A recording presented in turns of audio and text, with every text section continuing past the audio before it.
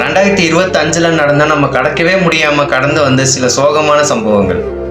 September 27 கரூரில் நடந்த தளபதி விஜய் அவர்களுடைய மக்கள் சந்திப்பு நிகழ்ச்சியில கிட்டத்தட்ட 41 உயிர்களை நம்ம இழந்திருக்கோம். தன்னோட அக்கா லவ் பண்ற பையன் தன்னுடைய ஜாதி இல்லைன்ற ஒரே காரணத்துக்காக அருவாளால வெட்டி கொன்று போட்ட சம்பவம். ஜாதி வெறி பிடித்த ஒரு நபர் செய்த படுகொலை தான் கவினிஷோ. தான் செய்யாத ஒரு தப்புக்காக தன்னை லாக்கப்ல வச்சு மிளகா பொடி போதைப் பொருட்களை கொடுத்து போலீசாரால் கொல்லப்பட்ட ஒரு நபர் தான் அஜித் குமார். இவரோட மரணத்துக்கு தமிழ்நாட்டு சிஎம் சொன்ன ஒரே பதில் சாரி.